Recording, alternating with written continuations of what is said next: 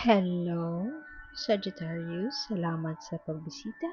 Salamat sa pagbabalik. Ito po ang inyong Sun, Moon, Rising Sign, and Venus General Reading para sa sign ng Sagittarius. Ito po ay para sa October 2025. Kunin niyo lang po yung nakarelate kayo, tapon niyo hindi. Kung hindi nakarelate, okay lang yan. Maaaring ang susunod na upload ang siyang makakarelate tayo. Pero naniniwala ako may dahilan kung bakit tayo napadpad dito. Maaaring sa mensahe lang nito, sa mensahe ng Oracle, applicable. So, subscribe lamang po kayo para maabutan nyo yung next na pag-upload. Kung hindi kayo nakarelate dito, baka nandoon ang mensahe na inyong hinahanap. Uy, nice. Financial stability. Nice. Para kay Sagittarius is October, kung ikaw ay financially stable na, mas magiging stable ka pa. Kung ikaw ay hindi financially stable, mukhang magkakaroon na ng tsansa para mapalakas pa ang iyong finance or income stream or yung cash flow, ganyan. Pwede din naman na ito ay isang sinyales na mas lalakas pa yung energy mo ng pagiging grounded this October. Kung may kinalaman sa career o sa trabaho, at ikaw ay maraming inuutos sa'yo, no? Hindi ka basta-basta masustress. Pwedeng meron kang work-life balance o meron kang pagkakataon para maibalanse ang stress na yun or ma-counter yung stress na naranasan mo sa work. So, ikaw ay magbabakasyon, pwedeng ganun, at maghahanap ng ways para or mapapractice ang mga paraan para maging grounded and stable pa.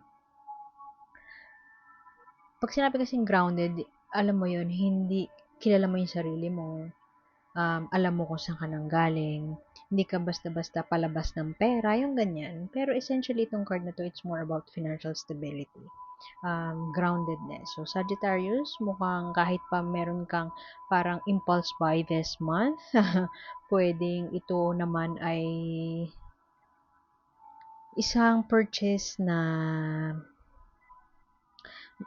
hindi siya waldas. Merong dahilan kung ba't mo binili yon. Hindi siya basta-basta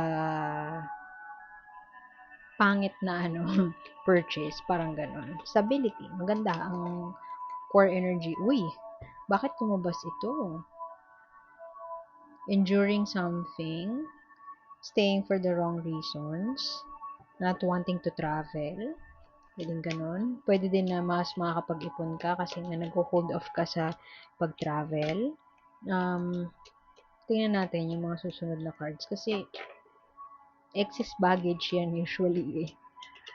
Or parang nasa isang sitwasyon ka na kailangan mo na umalis pero ayaw mo pa umalis. Pero hindi pa masyadong clear sa akin kung bakit. Hala? Ayaw gumastos.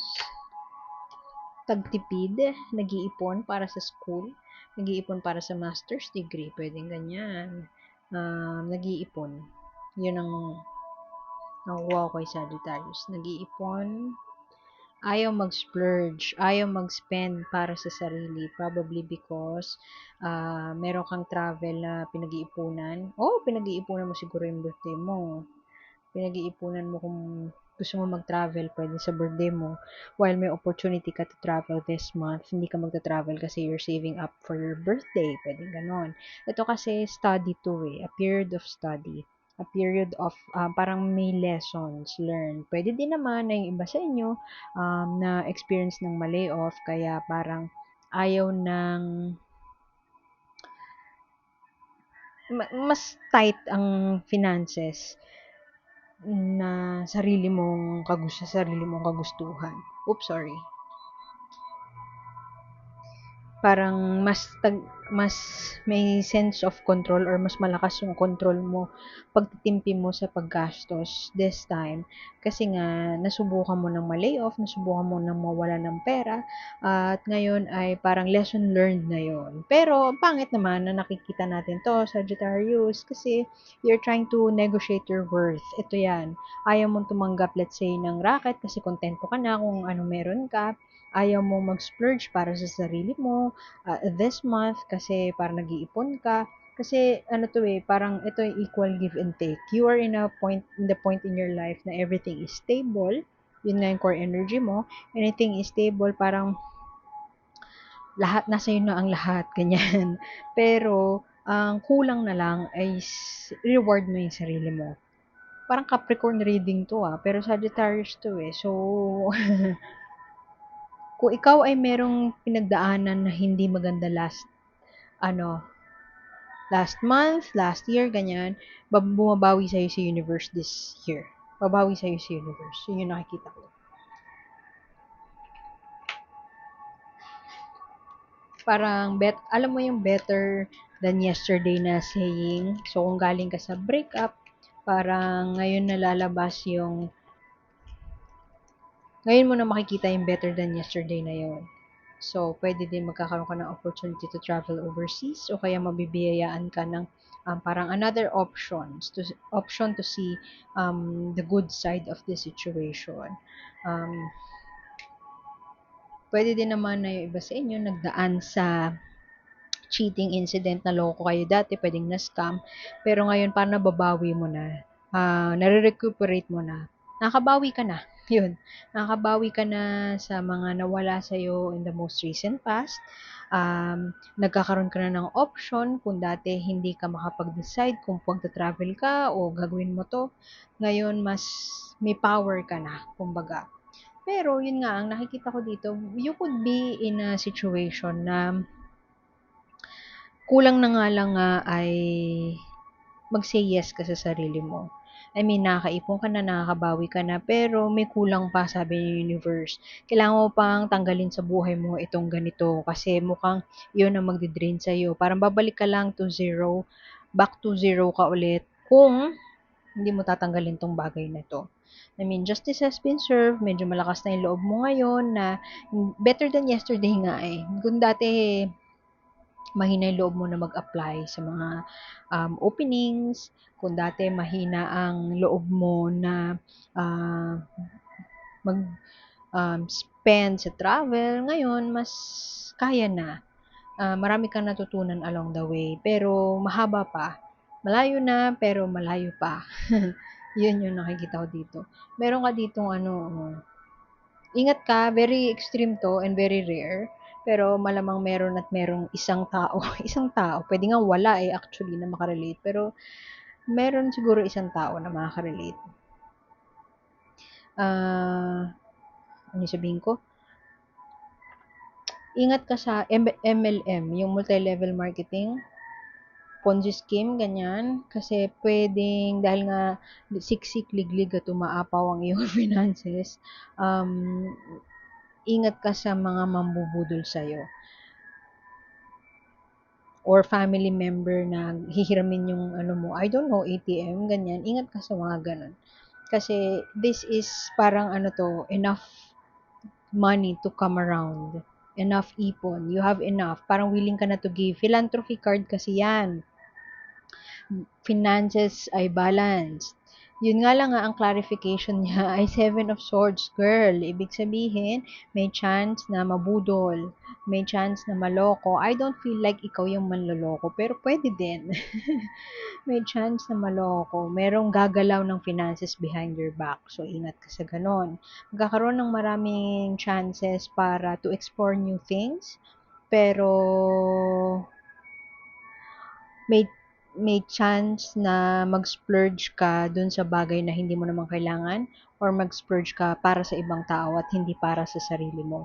Kasi ang Nine of Pentacles, luxury yan, upright, opulence, ganyan. Pero,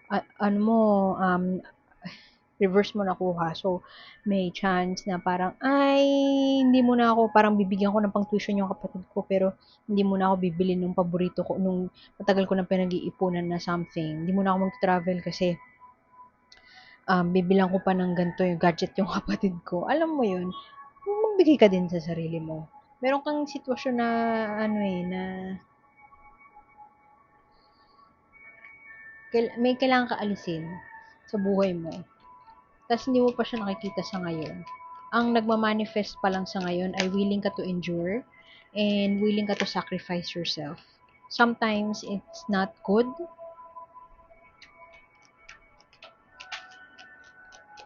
Lalo na pag at your own expense. O kaya na isa-sacrifice mo yung mga gusto mo. Gawin para sa iyong sarili. Ayun na nga yung travel. May mga bagay ka na I don't know, tinitake for granted. And maybe it's yourself. Kasi clarification yan nung Eight of Pentacles dito. Tingnan mo siya, oh, Swan. Parang I'm confident. I'm loved. I am perfect. Ganyan. Pero reverse mo nakuha. So, medyo siguro insecurity. Parang feeling mo I'm not good enough. Um, uh, hindi talaga ako magiging magaling sa ganitong bagay, yung gano'n. Hindi nakikita mo yung goodness and kindness and maganda sa ibang tao pero sa sarili mo hindi. Puwedeng gano'n. So, puwede din naman na magsa-sabbatical ka to end your reading, mukhang magpapahinga si Sagittarius.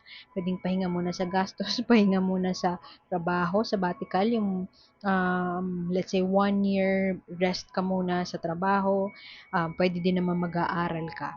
So, kung you are at this point in your life na parang iniisip mo, mag-aral kaya ako ulit, gawin mo na yon kasi this is the sign to do it. Pwede din naman na, not necessarily mag-enroll eh.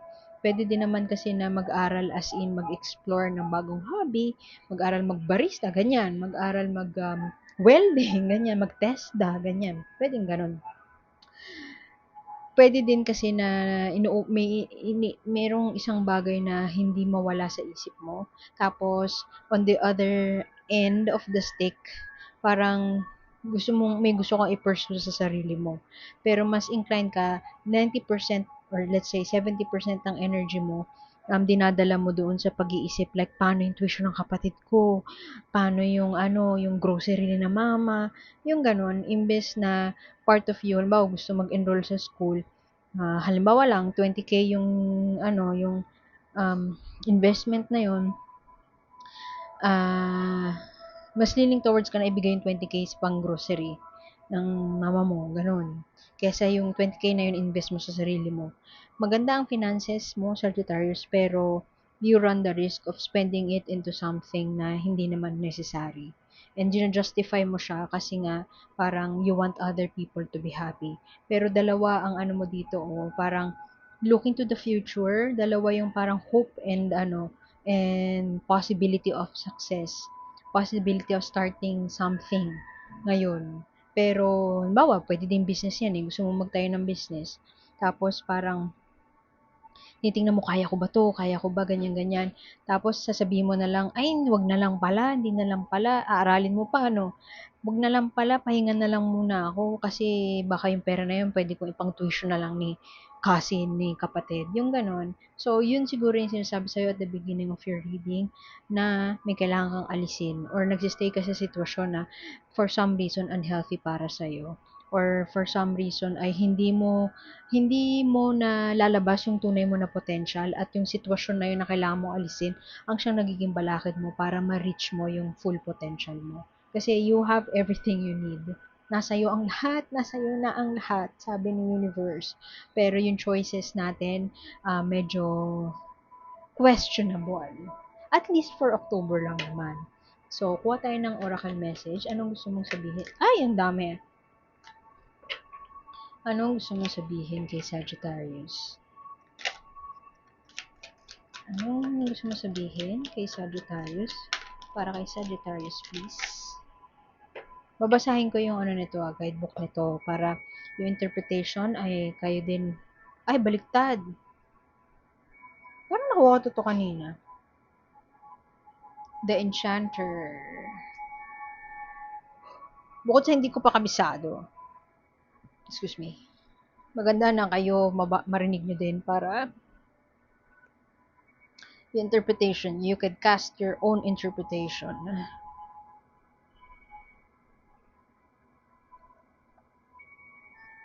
The Enchanter.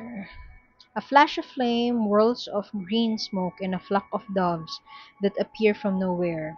I-upright muna natin para kita nyo yung image. The audience applauds. The enchanter takes a bow. They know how to entrance and entertain, and with a century of arcane learning behind them, they never put a foot wrong. But is it truly magic, or is it all smoke and mirrors magic? The Enchanter reverse addresses the repairing of relationships after a deception. After a deception comes to light. Parang perfect yung mga nabubunot kong cards, ha? You or someone you know may have had a truth of their deceit revealed, willingly or not, losing them the trust of others. Now is a chance to work together to reach a state of reconciliation. To reconciliation din yan. Okay, ang interpretation ko doon, ang message sa'yo ni universe is, yun nga, may kailangan kang alisin sa buhay mo. Ngayon, kung naalis mo na at hindi kayo in good terms, pwedeng siguro pag-usapan, closure, you deserve some closure. Pwede din siguro na yung deception na yan and treachery against you ay parang ini-endure mo lang, alam mo, hinahayaan mo lang na mangyari, hinahayaan mo lang na lokohin ka ng iba. Ito yun. You see yourself as somebody na, I mean, admit to, aminin mo man o hindi, you see yourself as, deserve ko to. And hindi mo nakikita yung sarili mo na deserve mo pa ang something better.